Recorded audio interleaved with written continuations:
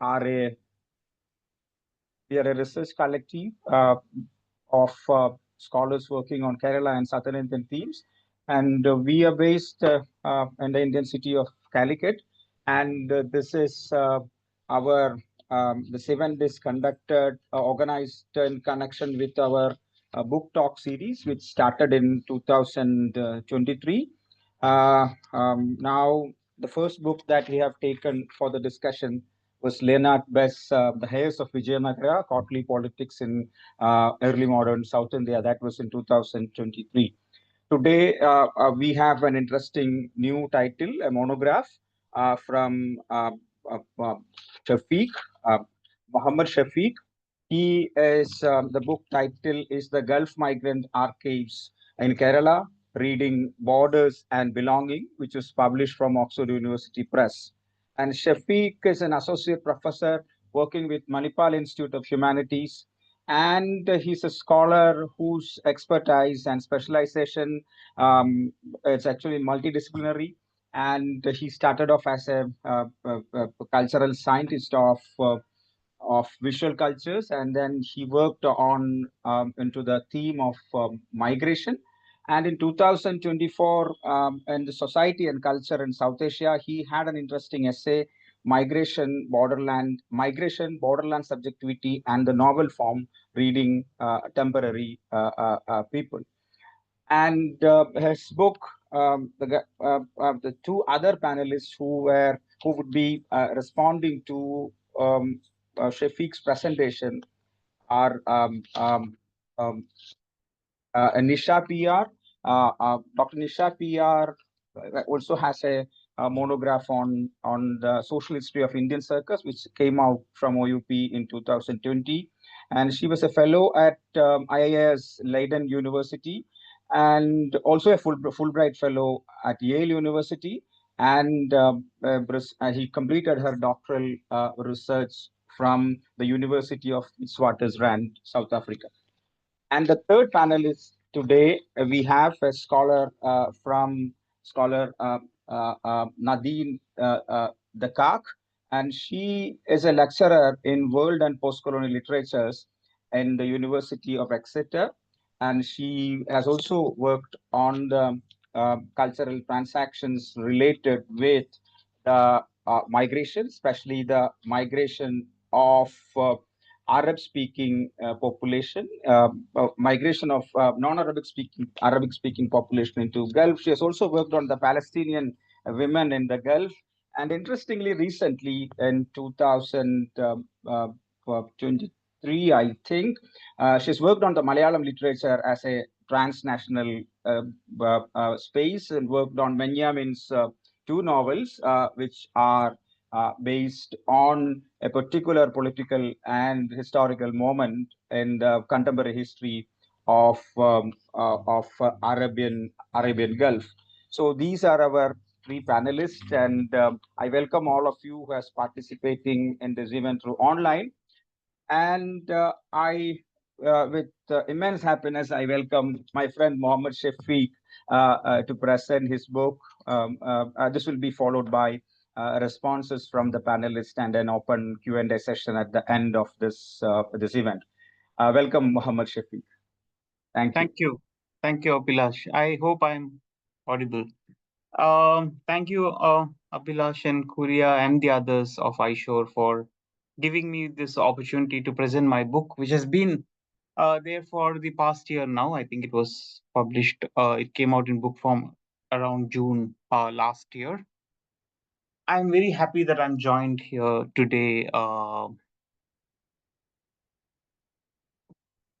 by Nisha Matthew, who is an old friend and whose work about migration and especially the role of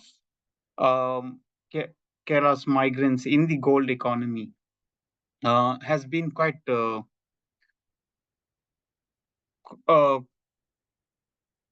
like it has informed my own work in order to understand a particular idea of the Gulf.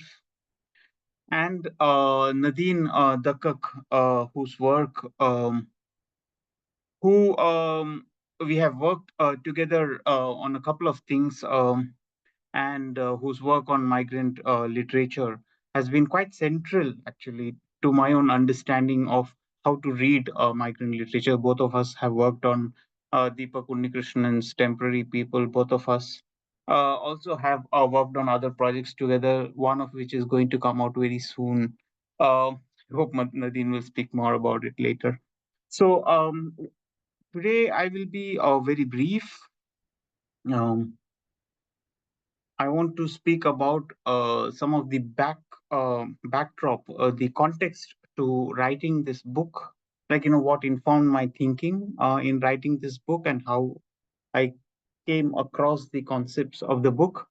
The book itself, I mean,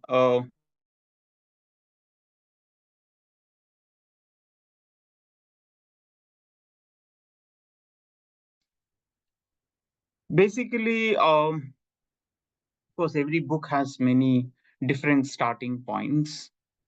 The exact starting point of writing this book has been in the 2021, the second phase of Corona, when I was at home and I was reading books of general history, and I was thinking maybe a book on migration to the Gulf from Kerala, written in this particular register, would be very good. And that is how I started writing the introduction. And if you have read the book, you will see that the introduction is in a, at least for the first half of the introduction, is in a very different register from the rest of the book. It tries to speak to a much wider audience. It doesn't try to be very academic in its register, though it has tried to be academic, but at least there is a particular openness to every reader in it, because that was a particular context. But in terms of idea, um, one of the starting points has been about me wondering, why is it that Benjamin's God Days received the kind of reception that it did, which is to say that, I mean, it's a very, it is a page turner, it is a thriller, but why did people instead read it as an ethnographic document rather than reading it as a thriller? Or in addition to reading it as a thriller, why was it also read as an ethnographic document of the real conditions of the Gulf? How did it act as this revelation? And then what I could see subsequently is that it is, in fact, uh, a particular template in which Gulf is discussed, which is to say that what you think about the Gulf is not the true Gulf. Here I am presenting the true Gulf to you. So this is true about not just Benyamin, but if you look at Salam Kodiyathur's films, which predates Benyamin's novels. For like he begins his first Gulf film by showing people who are trying to get garbage, like who are trying to feed off garbage in the Gulf, and people who are basically doing very menial labor in the Gulf, street side, all of that, trying to show that this is the Gulf, this is the real Gulf. And this is true also about a lot of these short films that come out of the Gulf, which always try to say, which always has this um, kind of introduction monologue, which says that things that you might have heard many things about the Gulf, but that is not the real Gulf, this is the real Gulf. And then it tries to show all kinds of toil. Now, why did I think, I mean, why was I interested in this particular sort of revelation is that, um, as someone who has also grown up in the Gulf, but also coming from a family with a lot of migrants, the condition in the Gulf was not really revelation to me, in the sense that, as far as I understood, people knew that life in the Gulf was not easy. It was supposed to be difficult. It was supposed to be testing, but it was supposed to give returns. These are two different things. So, to equate the returns with the kind of easy life was a mistranslation. But then the question is, how did such a mistranslation happen in the first place? And this is where I came to the idea of a particular breakdown of language or a particular crisis in language when we speak about migrant laborers, which is that we have a language to speak about laborers, and that language is caught um, in the language of trade union, in the language of rights, in the language in which the state has to be there in the horizon. But when it comes to the Gulf, we did not have a proper language to speak about the kind of experiences that there are in the Gulf, also because the the translation of the Gulf in Kerala defied the kind of caste occupation nexus which existed, or the caste occupation remuneration nexus which existed in Kerala. So, if you look at, for example, a 1981 film, 1981 or like early 1980s film Visa, which is about this guy who is trying to go to the Gulf. What he finds astonishing about the Gulf. So it is a film in which he never gets to the Gulf, by the way. But what is astonishing is that this guy, who is a tehsildar, which is like an important, I mean, in the rural life, it's quite an important bureaucratic position. This guy, however, sees that people who have been school dropouts, people who were up to no good, have now gone to the Gulf and come back being rich, constructing new houses, riding on bikes, wearing watches, wearing fashionable clothes, etc. And he just wants to go to the Gulf. And this Tehsildar then tries his hand at learning tailoring, um, doing all kinds of typist, trying to be a typist, etc., etc., like going to a typewriting class, all of that, just so that he will get a Gulf visa. So, what I'm trying to essentially, because there is this there is this mistranslation, or there is this lack of equivalence between what is happening in the Gulf and how it gets translated in Kerala. Gulf becomes the subject of rumors, which is that if you look at how Gulf is discussed in Kerala, it is often was discussed in Kerala, and this is basically essentially 70s 80s story. It was through rumors, it was through stories of all kinds of exaggerated stories about how people became rich or how they got killed, or the kind of masters they had, etc., etc. So essentially, it points out to a particular, like basically, if we look at the idea of a rumor, it explains both why the present narratives take the form of revelation, but also the kind of lure that Gulf had, which is basically because of this opacity, because you do not know how to speak about the Gulf except through exaggerations, except through rumors, because we do not have, and we all know that life in the Gulf is difficult, but at the same time it does not cross over into a public genre of speaking about the Gulf, about exploitation. uh, it does not cross over into labor rights, it does not cross over into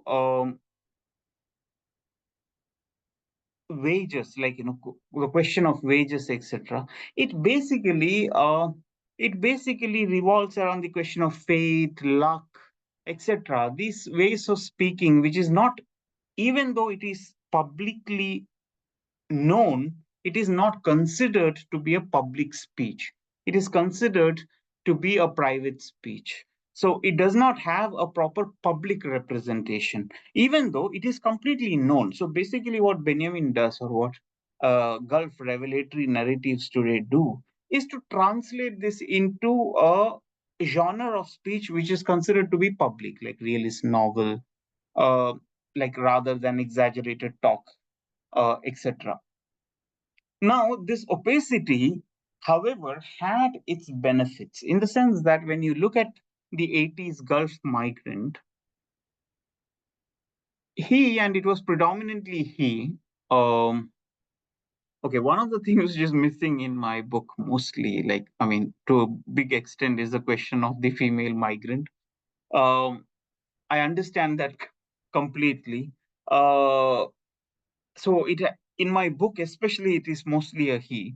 So this migrant laborer, he completely understands his own stature in the society, in the sense that he knows that he is such a prized person, that that he has to spend so much, that he can give gifts to so many people. But precisely this opacity kind of helps him, in the sense that this rumor as a genre also consolidates his position.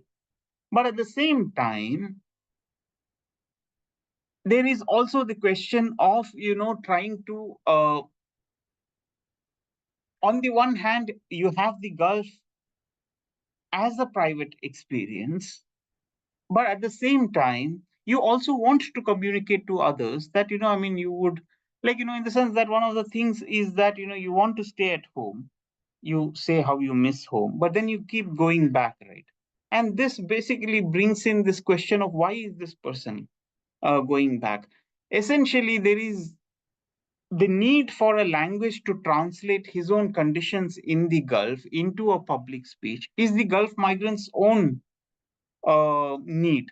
But at the same time, it has to be balanced with his social status, which is that, precisely because Gulf is opaque, precisely because there's a lot of rumor about the Gulf, he is such a valued person. Everyone wants to be part of his family, or, wants him to be the groom, etc., etc. And this is what I have called, in the context of Kerala, the idea of the borderland, which is that everyone knows about the Gulf is known, but at the same time, there is always this clash of ideas regarding the Gulf, what life is in the Gulf. There is all kinds of, again, all kinds of exaggerated notions about what it is to be in the Gulf, and all kinds of envy and all kinds of polarization it brings in. But at the same time, one of the things that one has to see when studying Kerala is that you cannot really make a distinction between this is migrant and this is non-migrant, and that happens because of circular migration. Because of circular migration, and because the migration is generated through kinship bonds, anyone is a potential migrant, and any migrant is potentially someone who's going to come back to Kerala and settle down and be a non-migrant. And this essentially creates all kinds of contested ideas about what it is to be in the Gulf, which which can also be used to for exploitative situations. In the sense that if you look at the Gulf and the way in which it functions, what is known as, I mean, the kind of exploitation that it generates, it is not possible for it to happen, as Neha Vora has pointed out, without the complicity of the migrants themselves.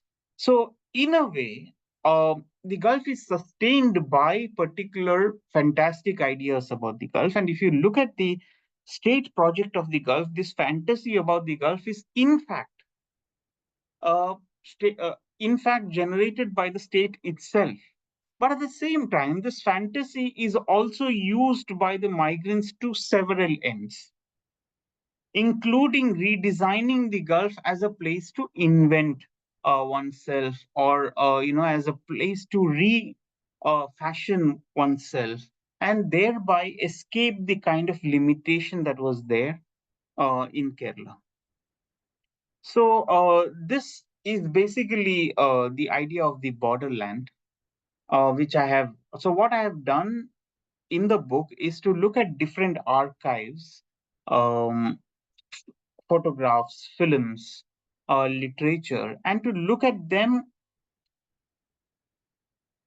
through a method of treating them as rumors, which is that to treat them, even though they are publicly available, to treat them as if they have at the same time one inner audience, an inner circle of audience, and a public, like, a speech which has basically, which operates in transparency as well as in cipher, which is that, you look at a photograph and then it has basically all kinds of linkages. It creates all kinds of images of the Gulf, but at the same time, it also it is not completely transparent, like, in the sense that it has inner layers of enjoyment for those in the know. So basically, I look at these Gulf Migrant Archives as if they do this double function of communicating to an inner audience of Gulf migrants or people with an experience of migration, as well as to the public, those in the general. I mean, those whoever comes to be in the presence of that archive. And I try to show that throughout all of this, there is this dual process of claiming a distinction, but also trying to be transparent and communicating with a larger audience that is at work in all these archives. So, in the first chapter, I look at photographs because I think that is the most prolific of Gulf migrant archives that is there in Kerala, especially in the 80s. Then I look at films, and if you look at films, films have been like, Kerala has been, Gulf has been a major source of funding for production, film production, as well as for consumption. For example, like, if you look at 80s films, even today, if you're trying to get a print, most probably it will have an Arabic subtitle to them, because they were all uh, first exported to the Gulf. And we also know that, in Dubai, for example, there were three theaters which used to run Malayalam films almost every day. There used to be this system of, leasing films for 5 years and then showing it on and off. And basically, there was a very strong cinematic public, Malayalam cinematic public, which was based in the Gulf. And therefore, even though from 1980 to 1996, there is no, I mean, from 1982 to 1996, there is no Gulf in Malayalam cinema. It is still a presence, and I'm trying to read that presence in Malayalam cinema.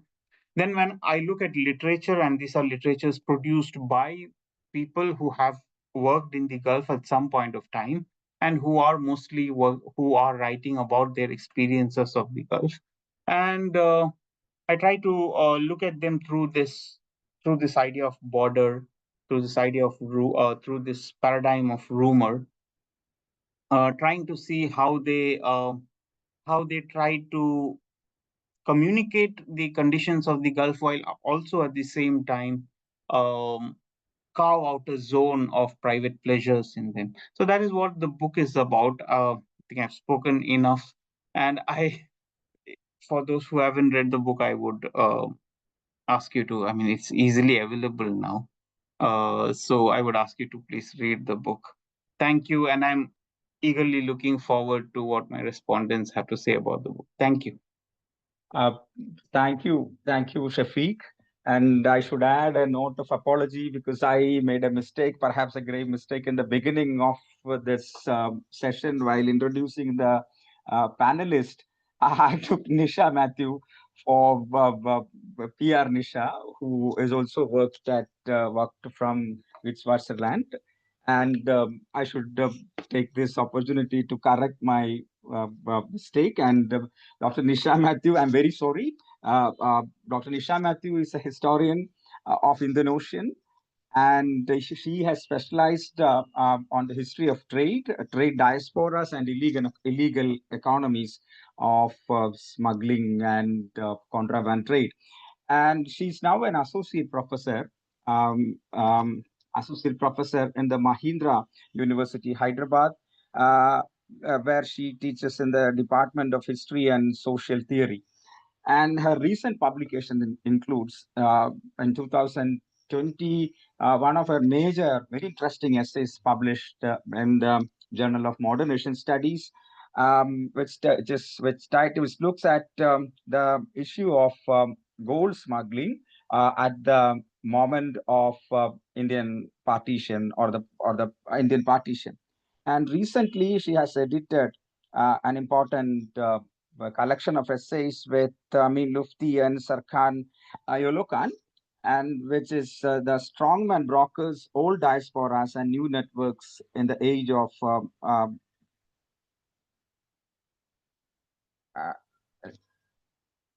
and it is published in 2024 from Routledge. And I'm very sorry for making this mistake. And now I invite Nadine Dakak for a response to Shafeeq's presentation. Thank you. Thank you so much, Shafiq. And thank you, Abhilash. Hi, I hope everyone can hear me, but let me know if not. Okay, so um, I told Shafiq before it was such a pleasure reading the book. And I'm sure me and so many others were so happy to finally see the very first book-length study that tries to understand Gulf migration from within literary and cultural studies. So for those of you who are joining us today and who may not necessarily be familiar with the Gulf or with scholarship on Gulf migration, I think it would be good to note that the experiences of migrants in the region have tended to be mostly approached from within the social sciences and with attention to political, economic, and social implications. So there's more and more scholarship coming out on Gulf migrants, especially from within the field of anthropology. And these are also interesting to read, but at the same time, there have been only scattered efforts towards understanding Gulf migration stories in literature, in cinema, and in other cultural media. So you'd see that there's quite a few publications that have come out in the past few decades, but there's not much interest in trying to understand how they fit together as a kind of a genre, for example, as Shafiq was trying to explain.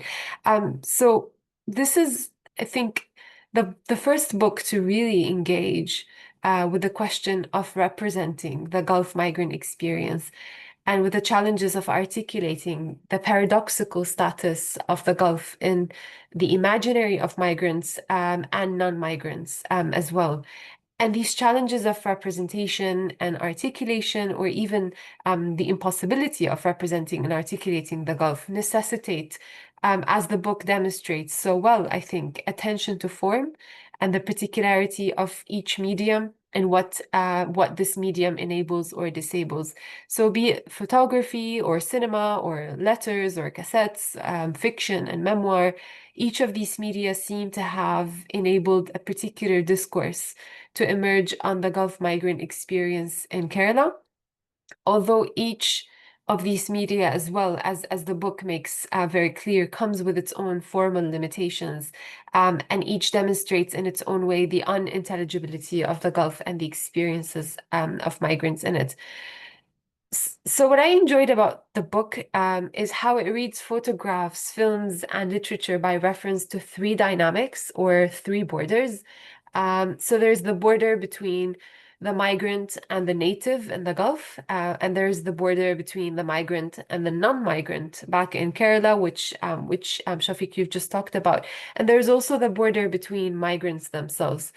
I think it is not uncommon to reduce migrant experiences to the power inequality between them and natives in the Gulf because of the emphasis on the harsh realities they encounter, and also because of much needed attention to the sponsorship or the kafala system, as well as other conditions of exclusion and marginalization. So I think for those of us who are familiar with the Gulf, but even really public sort of discourses that circulate around the Gulf, it tends to be these discourses tend to pay more attention to the migrant or to the citizen, non-citizen dichotomy, right? The migrant citizen sort of power dynamic.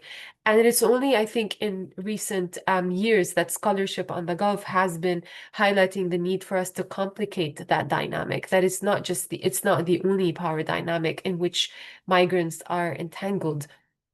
And I think the book complicates this dynamic really well by situating the material it reads within Kerala itself, and by paying attention to films or writings in which the Gulf does not appear as a central setting, but as a distant, mythologized geography, which nonetheless has come to exist so powerfully and so materially within Kerala. So why is it that for the non-migrant back home, the Gulf migrant experience has not been properly understood? Or why does it appear incomprehensible? I think this is one key question that you've just began with, Shafeeq, and also that's central to the book. And there's much that has been speculated about this in some Gulf scholarship on the silence surrounding migrant experiences, on the myth of the Gulf, on ignorance of realities that migrants encounter, and so on and so forth. But I think, and some of these points are obviously true. To some extent, there was ignorance, and maybe there is still, I don't know, ignorance about what happens in the Gulf in a way that makes it difficult to understand what the migrant experiences. But I think the book really makes this compelling point that ignorance is unlikely to have been the reason why the Gulf migrant experience has struggled to find for itself a place in Kerala's public discourses. So migrants sending families and communities, the book suggests, have probably known about the realities of migrants even long before these started appearing in films and works of literature. But there's something about this reality that makes it still challenging to articulate and make public. And what the book does is that it discusses the inherently individual experience of migration as one reason. It also discusses the divorce between citizenship and labor. I think this is the point you just covered, that makes migrant citizens in one place and laborers in another. And as we know, migrants have no access to political representation or unionization in the Gulf. I don't know if this might have changed recently, especially with the Qatar World Cup. Qatar has introduced some new laws that enable migrants in certain sectors to be represented by something resembling a union, but it's not a union. So there's no unionization in the Gulf. There's no political representation. And this deprives them of the language of rights, as you were just saying, by which they can bring their lived experiences and not just their remittances to the public sphere. And you talk here about global capitalism, and the depoliticization of the public sphere in both Kerala and the Gulf, something that happens gradually in the last few decades. And this is a depoliticization which you say poses cognitive limits on the possibility of narrating migration. Again, this is a very interesting and important point that I think the book offers. So one of the key points you make, and I want to propose a question on that, but perhaps people attending can pose different questions, just as a prompt. So I wanted to ask about how the labor of Kerala's migrants has needed to be invisible in order to enable remittances to continue flowing, right? So I think this is the chapter on cinema, on films. So you say that there's an epistemic failure that has allowed the economy of home cinema to maintain itself through the invisibilized labor of migrants. And I was thinking about the extent to which this epistemic failure that you locate within the study of home cinema is itself a product of larger political failures, or a larger political failure that has ensued from the Indian state's failure to create structures for protecting the rights of migrants while relying on their remittances. And this is a failure, obviously, that we see in the cases of several major sending countries, not just India. Because I work on the context of Arab migration, Egypt always emerges as that kind of example, right? The Egyptian state's complicity and how it enables this epistemic sort of failure in understanding migrant experiences and allowing them to fuel cultural industries, et cetera, et cetera. So I guess a larger question that I want to ask here as well, where does Kerala fit within the larger context of India? And how unique is Kerala's cinema and literature are in their struggle to articulate the Gulf migrant experience in comparison with other regions in India that might have seen similar but also different waves of Gulf migration. Another question that I had in mind is whether, and this is something you were just discussing a few minutes ago, whether the unintelligibility of Kerala's Gulf migration experiences might have to do with the experience of migration itself and not just with the particularities of both Kerala and the Gulf. So I'm thinking here of the whole question of exile, migration, and displacement, and the aesthetic challenges that they have posed to literary writing, trying to make visible experiences which ultimately remain out of reach for those who stay put. So one text that comes to mind is Edward Said's essay reflecting on the exile, and I don't have the quotation with me at the moment, but it was something like, it's impossible for people to truly understand, he says, the material conditions of displacement and exile, simply because there's something about that experience that remains so distant if you haven't experienced it yourself, and that allows that experience to become aestheticized or, mythologized, et cetera, et cetera. So perhaps it's something about migration experiences that defy representation, and not just obviously the particularity of the Kerala situation that you talk about. And also, to what extent is this unintelligibility about the Gulf itself? To what extent is it about the Gulf itself and not only about Kerala? So this is actually what I try to argue in my reading of Arabic literature. I read several Gulf migration novels, Arabic Gulf migration novels, and see in them a challenge to representation because of the particular kind of migration experience that the Gulf enables, right? So we're thinking because of the Gulf's association with oil, its association with rapid development, inauthentic modernity, corruptive consumerism, et cetera, but also the particularity of a very transient kind of migration experience, the temporariness of it all, et cetera. So to what extent do migration, I wonder, and transnationalism in Kerala appear, say, differently when it comes to non-Gulf migrant stories? Um, I loved the discussion of Gulf migrants as anti-heroes, and the question you ask on why do Gulf memoirs sound like tragedies? And really, the Gulf migration literature that I study, the dozens of Arabic novels and short stories that I read, all of them as well would fit that description. Many of them even exceed the tragic. They really depict horrific circumstances, horrific stories. And I quote you here, you say that the migrant is a tragic hero because the money he brings is something that the collective consciousness abhors, making the case, and you make the case here for an archive that can tell an alternative history of migration, one in which there is recognition of the labor and the agency of migrants and their contributions to Kerala's modernity. And this is such an important point, but I also feel there's a really difficult question here of how we can achieve this recognition, and it's a needed recognition, obviously, as you argue, without reproducing narratives that overlook the entanglement of migrant labor with the reproduction of exploitative capitalism as well as authoritarianism and oppression in the Gulf itself. So how do we recognize this labor? How do we give these migrants the agency which they've been deprived of in these narratives?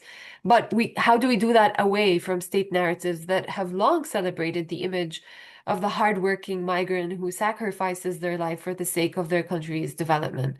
At times, these top-down narratives, as we know in several cases, become so dominant that they shape the public discourse around migration in a way that itself precludes adequate engagement with the contradictions and paradoxes of the Gulf as both a mythical place and the migrant's tragic destiny. I remember I worked briefly on a few short stories by I hope I remember her name correctly, Mia Alvar. She has a collection of short stories called In the Country. And so one of the things I realized is how the image from these stories is how the image of the Filipino migrant worker, someone who sacrifices their life for the development of to send remittances back home. So it is an image that is actually quite active in shaping state discourses around emigration. And it's an image that obviously has migrant agency at the center of it. But obviously, this is very different from the kind of agency that you make a case for in the book. So it's just that difficult question of how we navigate, how do we navigate these state narratives, and so on. I think I will end here. Yeah, thank you.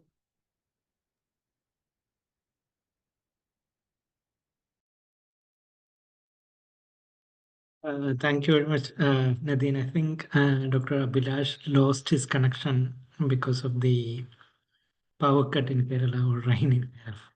So I invite Dr. Matthew.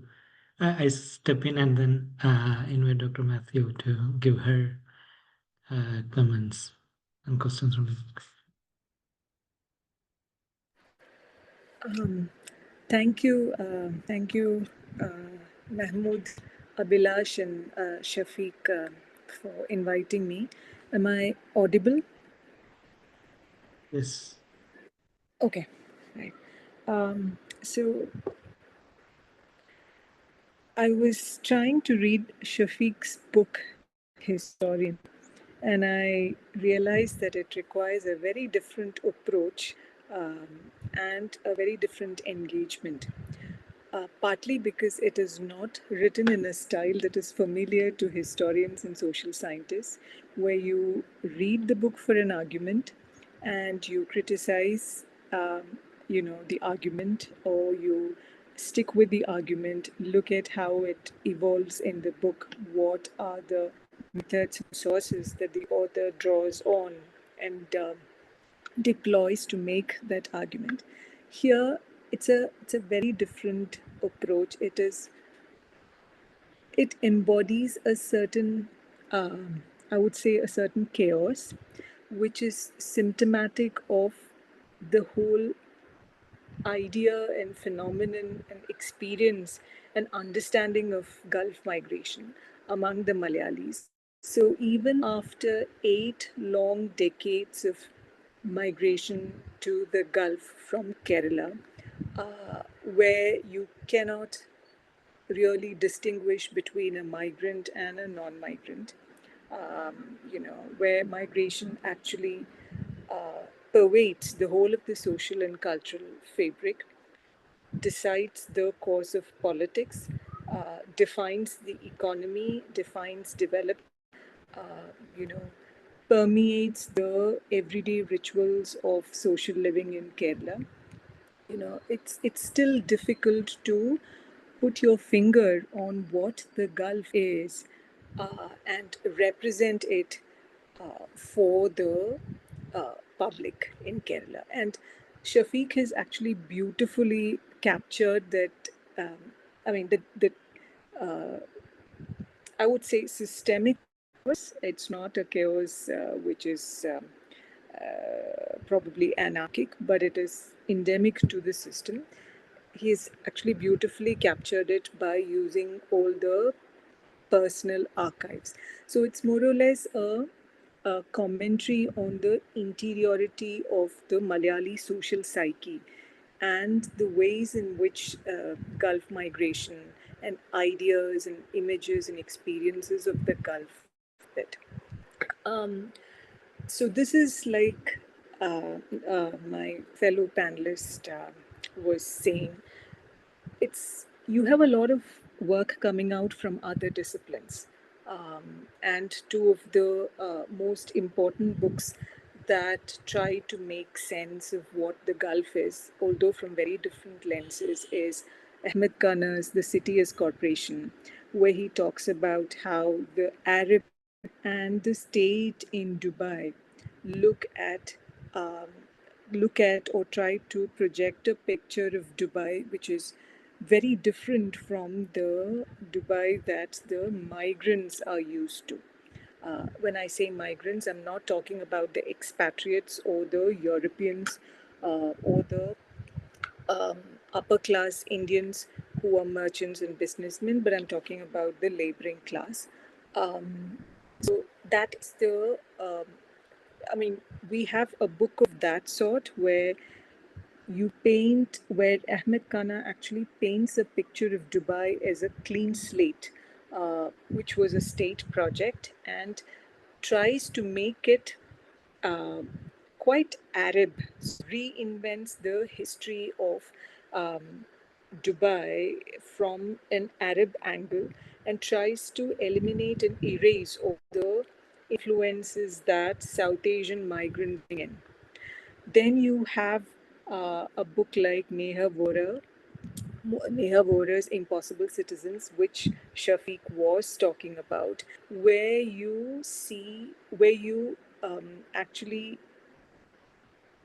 slot migrants into two categories. You have the laboring class, you have the actually three categories: the laboring class, you have the middle class professionals, and then you have the early migrants who are more or less my subject of study, the Gujaratis and the Sindhis, who have uh, commercial monopolies and privileges akin to citizenship, or perhaps even um, uh, better than citizenship in Dubai, because they were crucial to building the city from the scratch. So there you see a very different kind of Dubai. And when I say Dubai here, I also think in Kerala, the Gulf is often synonymous with Dubai, and Shafiq has actually played on that quite well. So even if you're in Kuwait and Bahrain and other places, it's all Dubai for you. So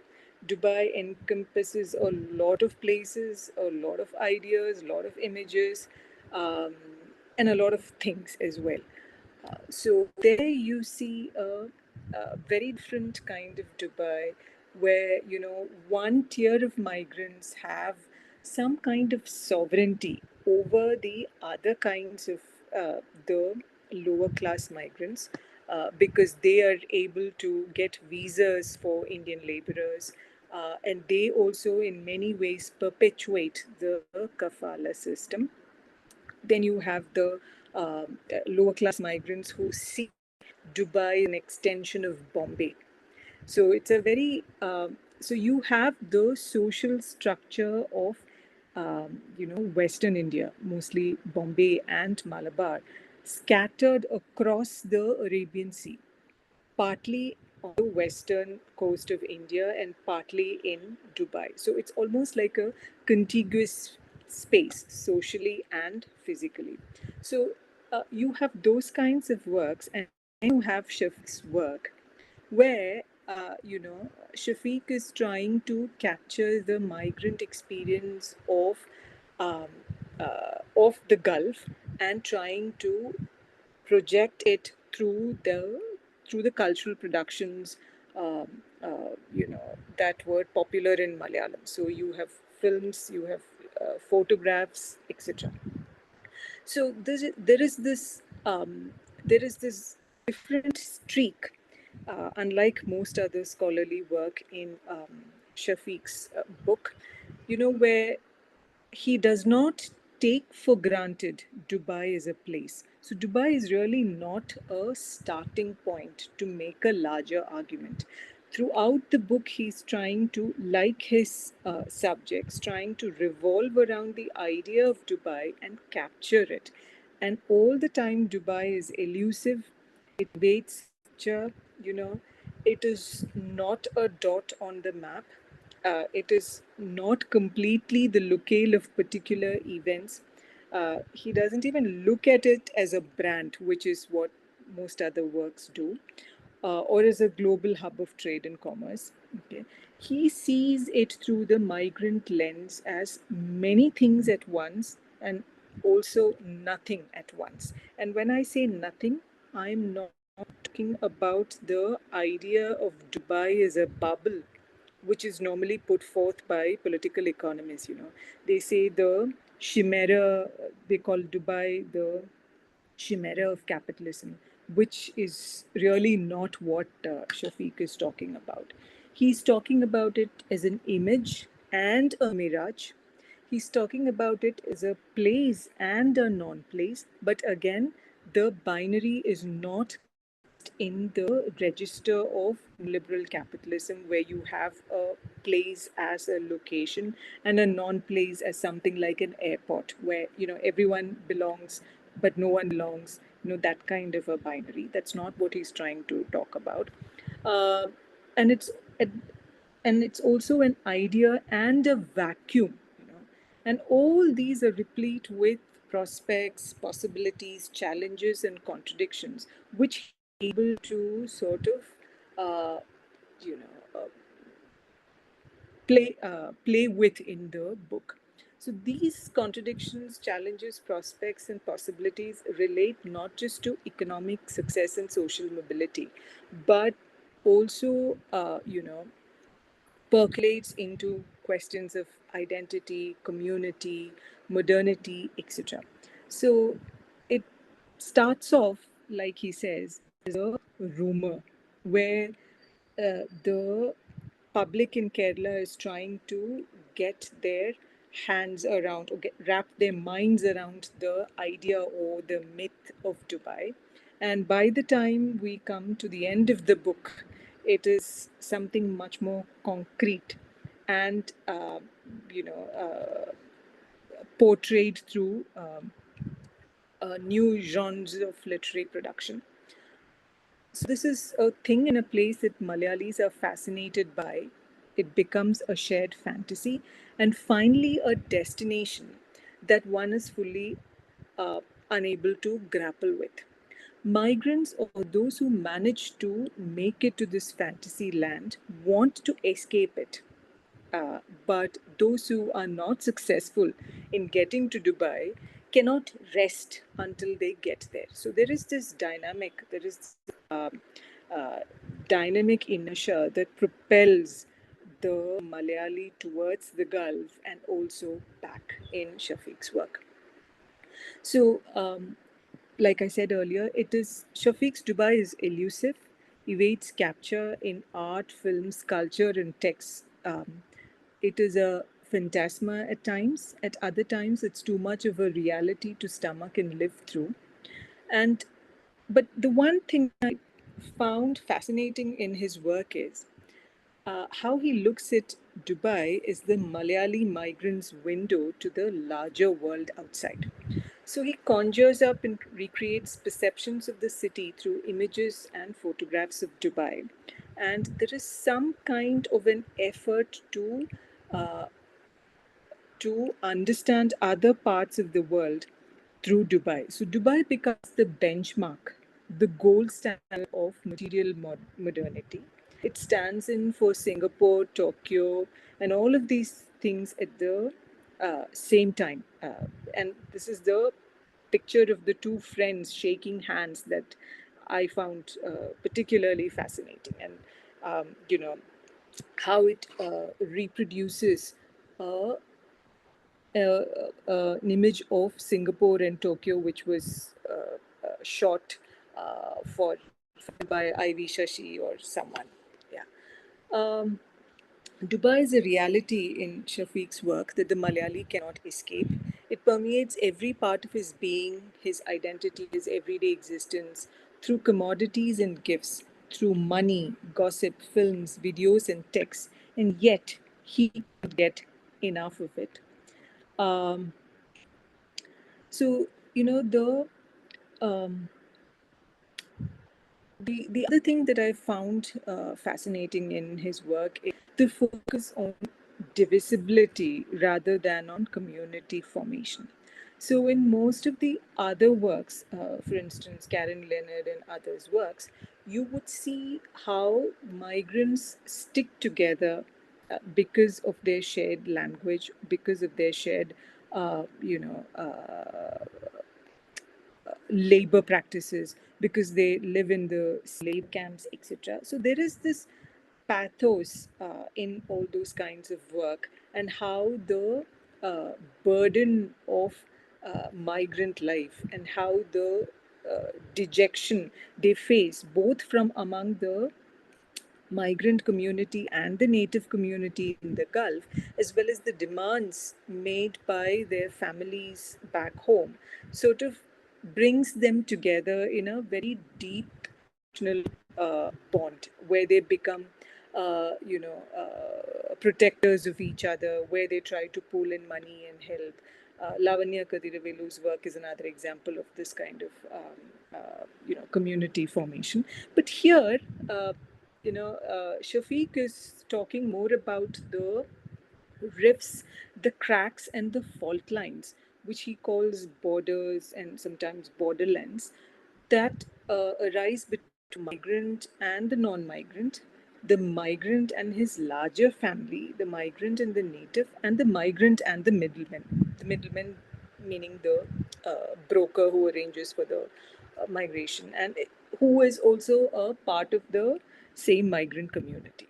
So this I think is very very important to reflect on, because when you have 8 long decades of migration, you are also seeing a society change and kind of take new forms and shapes, which um, creates its own challenges and divides.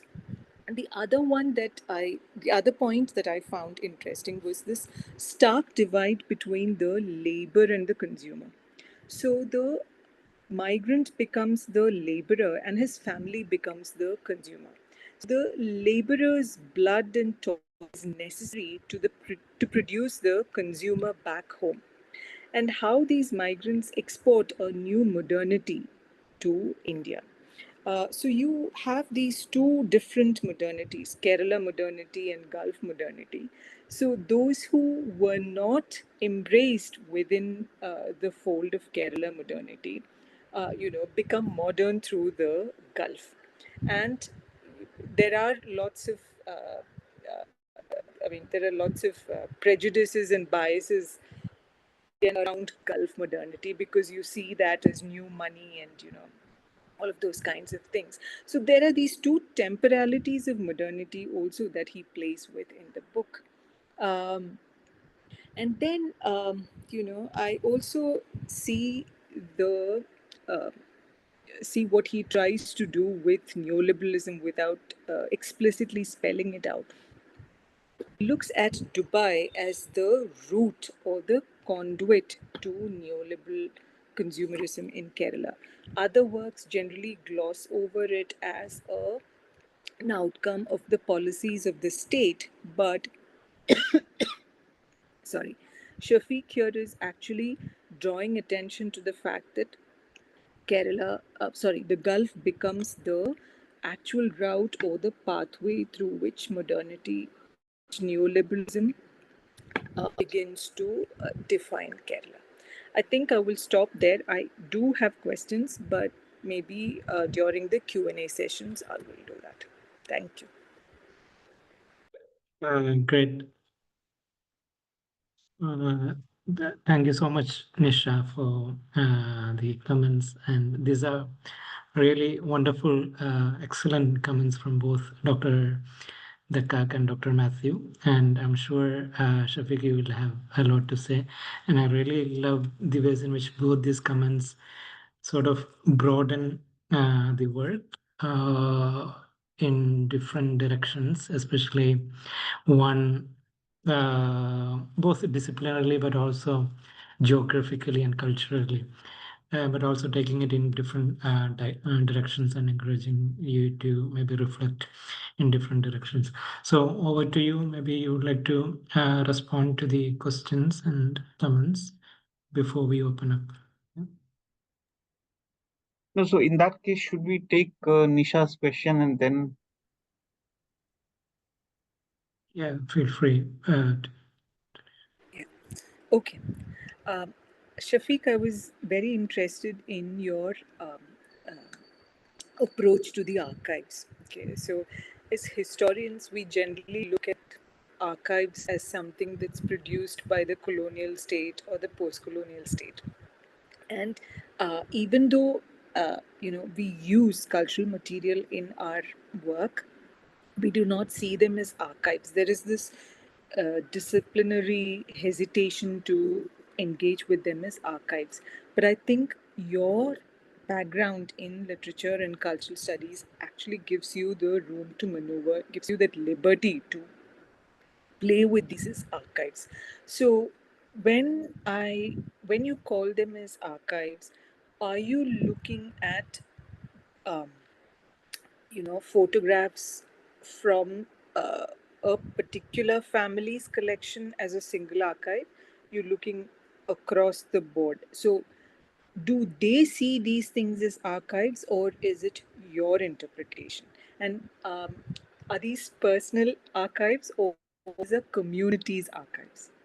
I ask you this question because when you look at all the uh, work that people like Mahmood and Jalil and all do on the Islamic texts in Kerala, you see these not generally as personal archives. You see them as a community's archives, uh, which do not find a place in a state archive because of so many reasons. So I'm just wondering if there is any parallel between those kinds of archives, which are texts, which are handed down from one generation to the next, and these kinds of archives, or is it too early to call them a community's archive?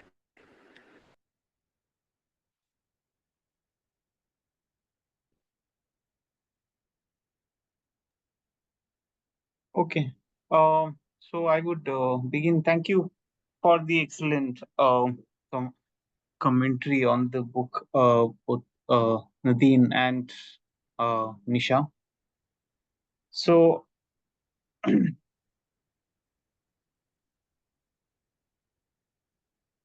I would try to answer the questions, but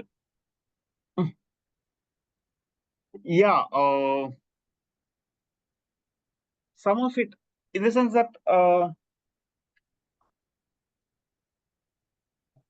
I think some of my answers, might not be exactly responding to the question, because I'm also thinking through some of them. But to start with Nadine's question, yes, one of the things about Kerala's Gulf migration is that it has a pre-state quality to it, in the sense that because the first mass migration started before the Gulf states were formed properly and through undocumented routes, and then the migration often used as a chain, the state is usually a marginal character. But at the same time, like you said, what is state's role today in forming this kind of a sense of rights? And that is a very important question.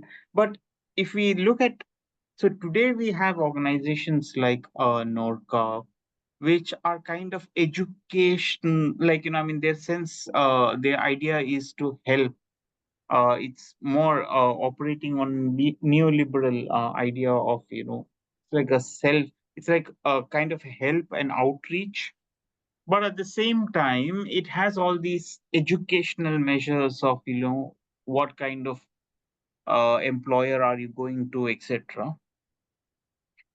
We also know that, these recruiting agencies play a very important role in this kind of education. This is from Andrea Wright's book.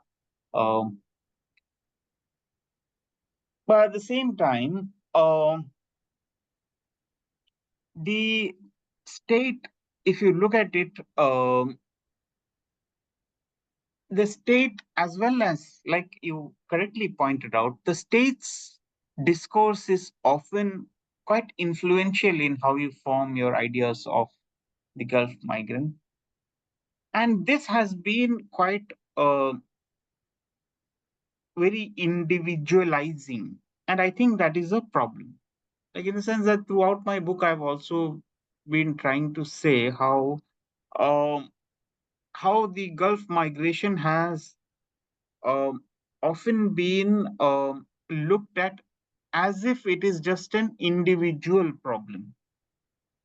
But it is not, in the sense that it is, this migration operates at the kinship level, and it has to be looked at as, migration has to be looked at as a collective act also. But as you correctly pointed out, it has an individual dimension. So both of these plays in how it gets represented. So the individual act of migration is quite, let's say, eventual for the individual concerned. But at the same time, if you look at the history of the region, migration is hardly new.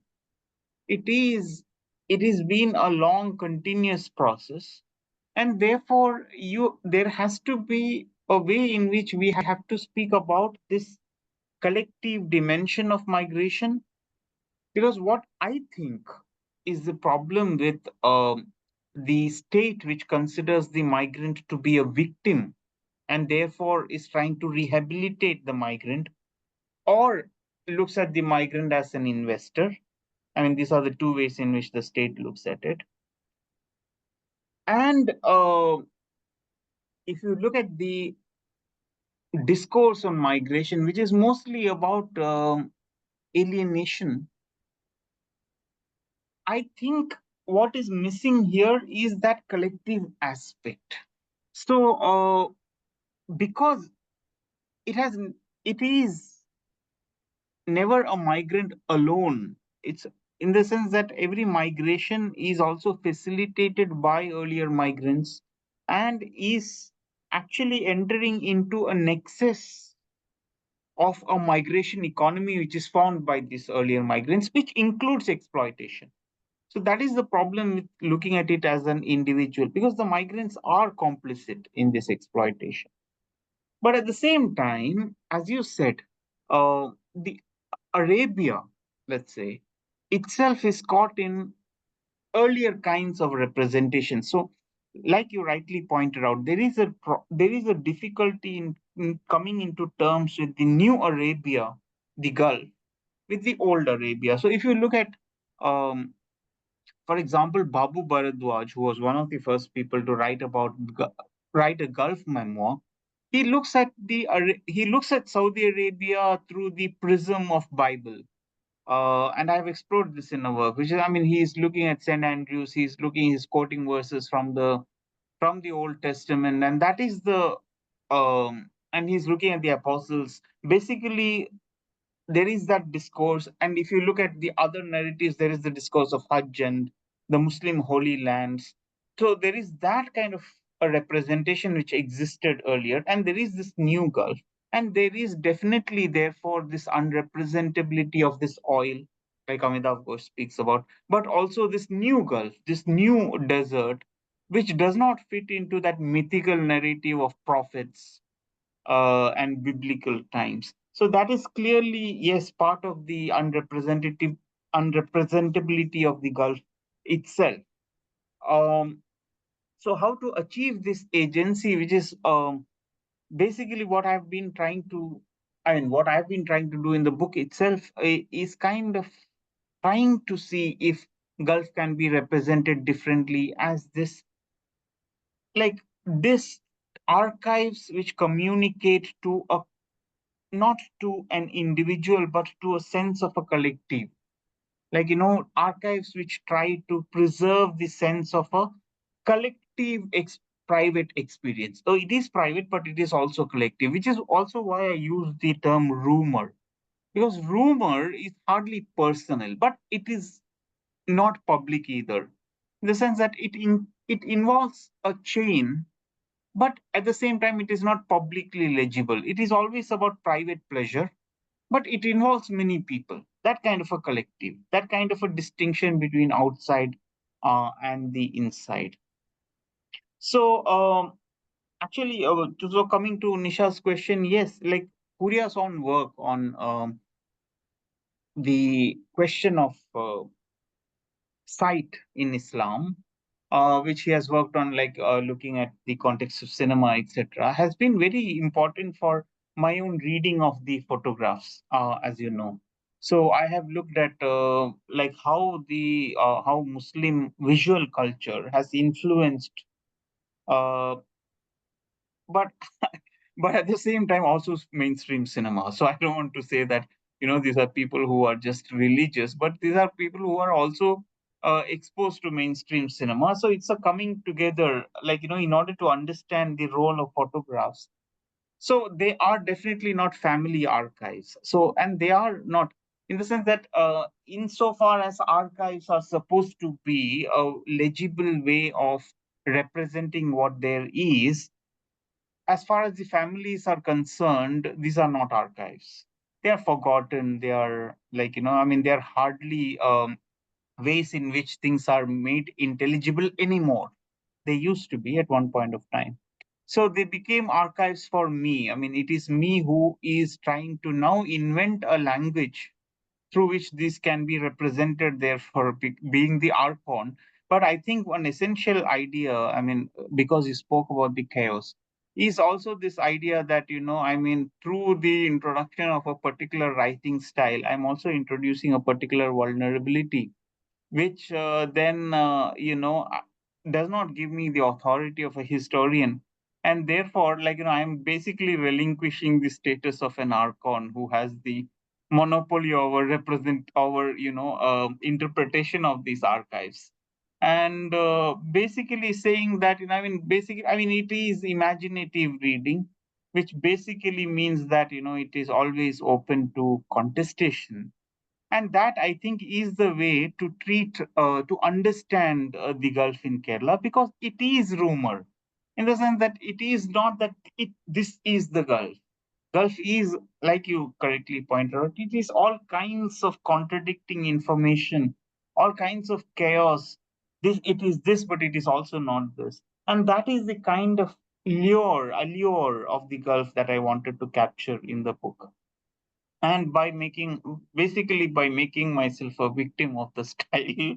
Yeah, I mean, it's a particular way of writing. Yeah, thank you, both.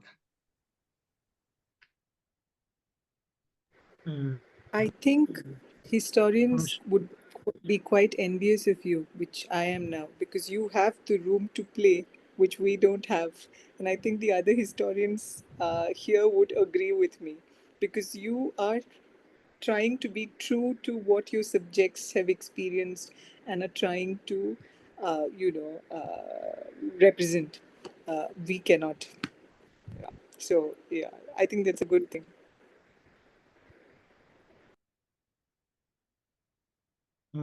Great. I mean, I'm sure there will be many questions from the audience members also. We have about 15 minutes for questions and comments from the members in the audience. Whoever would like to ask a question, please feel free to either unmute yourself or put the questions in the chat. While the questions, or before the questions come in, maybe I have a comment/question building on what Nadine and Nisha mentioned in terms of what I thought is this continuum. So Nadine mentioned how the book or the archive is not only about Kerala and the migrants in the Gulf, but to what extent it can be about the Gulf itself. And therefore, the people who go, especially the Arab migration literature, for example, how they represent their own struggles of migration and so on. And similarly, I was thinking of this broader Indian Ocean context where, so you started your lecture by referring to the uh, God Days by Benyamin. Um, and I read the novel a few years ago, and I think the novel itself, more than the novel, one scene when I watched the movie that stood out to me is this solidarity between a Somalian or Sudani migrant, Kadiri, I think that's his name in the movie or in the novel, and the Malayali migrant, what's the name, Bashir or Bashir, right? I forget the character's name, but basically a Malayali migrant and a Somalian or East African and a South Asian migrant, both in the Arabian context, finding a sort of, what you could say, it's not a racial solidarity, but like a class solidarity that they find because of their precarious situation in that particular context, which is something that, for example, we did not find between, let's say, the Arabs or the what you call the locals and the extra locals. That is the temporary migrant communities. Even though the Arabs themselves write about the experiences of migration, so it often works more than as a continuum, sort of a hierarchical order, where there's a clear, definitely, it's not only about the class distinction, but also many of these binaries that Nisha mentioned, like native, migrant, and then all sort of different categories. So I wonder, along these lines, why, or how people, despite of living in the same location for at least for several decades, did not find that continuum once it comes to, among the migrant community. Yes, there is, and this is the scene, or that scene sort of, encourages to think. But outside that, why it becomes almost like racial or very racist, if not classist, between the relationship between those who are already there or those who have been there before the Gulf boom and those who came after, sorry, the oil boom, and then those who came after, even though they themselves were part of a larger migratory frame. Yeah, I don't know if it makes sense, but yeah, this is something that I was thinking while I was listening to Nadine and Nisha, as well as your own. Yeah. Yeah, I think it is kind of a new story in the sense that if you look at, for example, Babu Bharadwaj's memoir, we see those moments in which, at least in his mind, there is a lot of equivalence between him and his arbab. Like, he's trying to find all kinds of equivalences of how they used to wait for our rice, and like how there are similar phrases, and how they feel how he feels the kind of connection with his arbab and his arbab feels with him. They go on this journey in the desert, and similarly, Khadija Mumtaz's novel has occasions in which um, natives get married to these migrants, and then how migrants overnight turn into a native. Like, suddenly they are lazy and unable to climb stairs and such stuff. So, but all of this is actually old stories. These are all 70s stories. I think the ossification, kind of like hierarchization, is a more recent, like, today it might be difficult for us to imagine that situation. Yeah. And I think that has to do with class.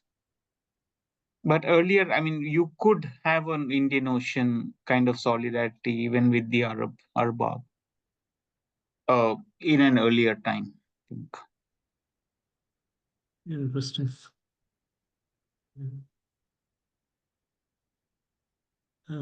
Okay, we can talk about it more, but are there any questions or comments which?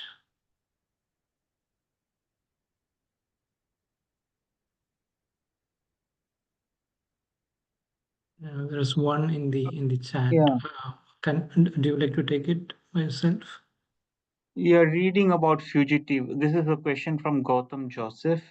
Reading about fugitive sociabilities in the American context, the refusal of political subjectivity is itself sometimes seen as a kind of move towards freedom. Do you see rumor as pointing towards a similar kind of sociability that shapes art? I don't think I really understand the question. the refusal of political subjectivity. I mean, it's not really refusal in the sense that they do not have political subjectivity. They are invisible.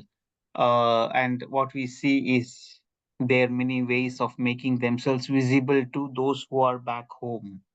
So claiming a political subjectivity back home, all this discourse about development itself is a way in which one is actually claiming a political subjectivity back home. And as far as Gulf is concerned, it is not really their choice. It is denied to them. But do you see rumor as pointing towards a similar kind of sociability, which is basically the fugitive sociability that shapes art? Okay. So the idea is that we have a rumor because it was forced to be the kind of genre that the Gulf migration takes, precisely because we do not have the option of a political subjectivity. So, yes, rumor shapes these arts, and I think, and that is what I'm trying to do in the book, which is to say that if you do not understand the centrality of rumor in the way the Gulf was constructed in the Gulf, you actually do not really understand. I mean, you miss out on one way of reading the Gulf archives themselves. But at the same time, I do not think it is a refusal. It they are every migrant.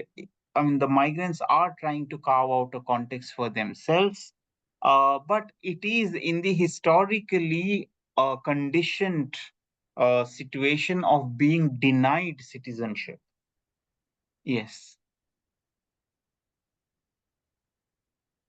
I hope that answers the question. I mean, that is my answer to the question.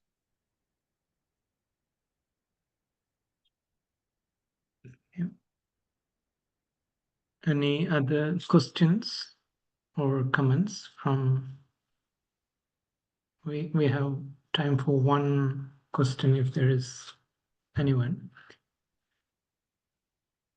Otherwise, maybe do you like to take a minute each for your concluding thoughts, or a couple of minutes, Nadine and Nisha and Shafeeq, on the basis of the discussions and the questions and comments?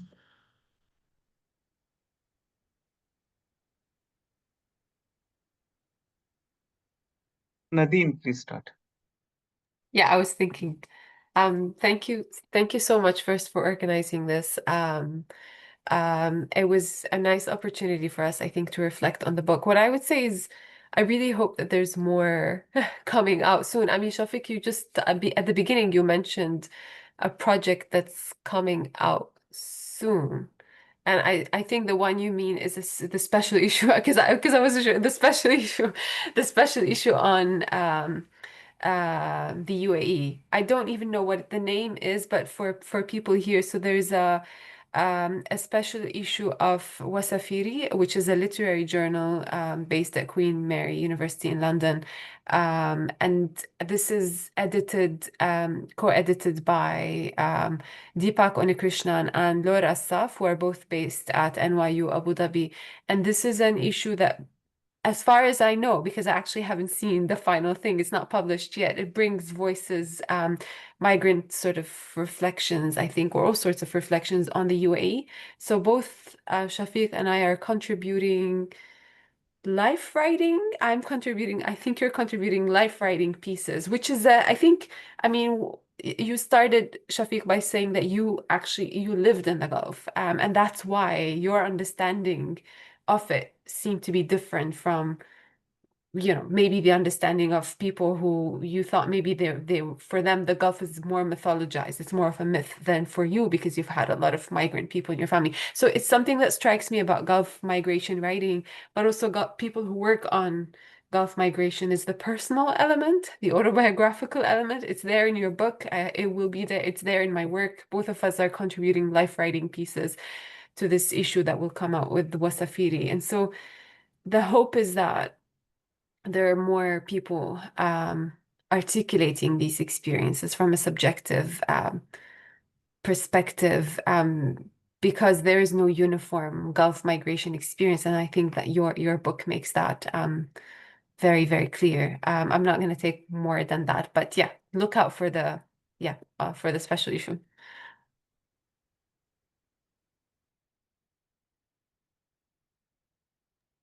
Nisha, do you like to?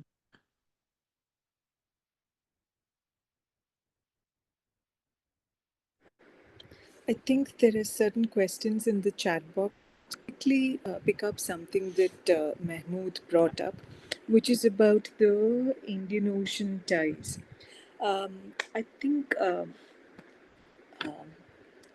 Shafiq, what you pointed out may be true of Malayalis, that the Indian Ocean connection between the native and the migrant, or the Arab and the Malayali, was possible at a particular stage in the history, but not anymore. That might be true of the relationship between Malayalis and Arabs, but you still have those Indian Ocean connections between certain other categories of migrants, like, for instance, the Gujaratis, the Sindhis, the people who work, the traders and merchants and businessmen who work out of Bombay and Dubai. So there, those connections are quite intact, because of the nature of the trade itself. Whereas in the course of migration, as laborers, the Malayalis have almost been expunged out of that cultural continuum, and now they are like anybody else, like the Filipinos, or other categories of migrants. They are simply labor. So I think that's one thing that I just wanted to add. Yeah. Okay. Shafiq, before you say your concluding words, there are a couple of questions there. So probably you would like to take them together with your final thoughts. One question is from Fatima. Is that Fatima Evi? Probably. She could ask it as That's right. That's right. okay. Okay. Do you like to ask it directly? Yeah, I wanted to ask because, generally when we talk about the old Dubai experience, and as you said, as you mentioned, it was colored by the entanglements about Arabia, the perceptions about Arabia, and it was more about, it was seen as, I wonder whether it deserved a kind of marginalization in academic inquiry, probably because it was also deservedly seen as a Muslim experience, so it was to be marginalized in the larger context. And we talk about a lot of prejudices. I'm yet to read your book, but what I've heard from your conversation, from what is discussed here. So, what about the new Dubai experience? Is it more, of course, the neoliberal aspect comes into it, but why is this dream a little different and more acceptable back home? Is it because the demography of the migrants have changed and it's become more inclusive and a lot more of qualified people are going, like earlier it was about unskilled and the general perception of, because you don't get a job here, you go to the Gulf and you come back with all the accoutrements of pretensions and all that, which you often see in the films. How the Gulf migrant is always a butt of ridicule in our earlier films.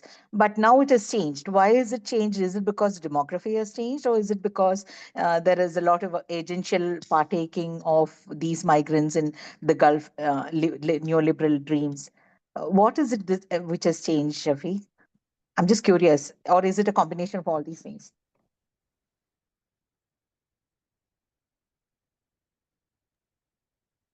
Yeah, thank you, Fatima. And then the next question is about representation of Muslim women in Gulf migration narratives. Basically, so no, it is essentially the migration patterns have also changed, are changing. Um, I mean, earlier the Gulf used to be the destination. It is not the destination anymore. We also have, I mean, the early migrants and even today, the bulk of the, I mean, a lot, percentage wise, most of the migrants are from the Muslim community to Kerala. But there is an important difference. The difference is that, I mean, more than that, the demography has changed, like you pointed out. I mean, there's a lot more other people going and a lot more people going to skilled labor, skilled jobs, because, I mean, you have a market in Kerala which caters to skilled jobs in the Gulf, lift technology, fire technology, etc., which produces skilled laborers in the Gulf. But there is also another reason, which is that the Gulf does not pose the kind of social challenge that it once did. Because, I mean, one thing that is symptomatic of it is that you look at the films today, you will never see a poor man going to the Gulf and becoming rich. that is gone. You will never see that anymore. But that was not the case earlier. Gulf used to be a social challenge. Gulf used to upset the kind of hierarchies in Kerala. It had the potential to. It doesn't have it. It doesn't have anymore. And I think that is what makes it more acceptable. Uh, Gulf is no more. I mean, Gulf people still go to the Gulf and they want to make the ends meet. But the kind of social dream that they used to be, which is that you go to the Gulf and you come back rich, does not apply anymore. People are more and more looking towards to settling in other places because that older narrative, I think, has gone out. And I think that is I think the crux of thing. Like, why it has become more acceptable, because it is more acceptable to the hegemony. Um, in terms of Muslim representation, women's representation, so there are, I mean, in Babu Bharadwaj, similarly in Khadija Mumtaz's novel, etc., you see this representation of Muslim women. Now, what is the role of Gulf migration in empowerment of women? I think, I mean, it can happen in many ways. One of which is, I mean, we look at Osella and Osella's work, and they look at how different categories of migrants from women and how it empowers them differently. It's not the common kind of empowerment across class distinctions or across religious divisions, because there are different kinds of mobility which different religious demographies in Kerala have inherited, and all of this is also kind of showing you the kinship or the chain ways in which migration has happened from Kerala. So I would I mean, because I haven't worked on it, but I would suggest that, I mean, Osella is a good place to begin. Yes. I think maybe there is this one last question, and then, which is that unintelligibility is from racial unintelligibility and recognition were mentioned. What potential would you say unintelligibility and the discomfort of the unintelligible has in the context of representing the Gulf and in Gulf migration represent narratives? Could the obfuscation of access to migrant interiority or refusal of intelligibility as a prerequisite for recognition offer an alternate language of narrating the Gulf experience that can both it's not unintelligibility or refusal of interiority. It's a particular way of representing interiority um, that I'm trying to write against, which is all about this kind of very isolated, individualized, alienated kind of migration experience. It is a template which was formed in the context of migration to Western countries. Now, that template will not work in the Gulf migration context.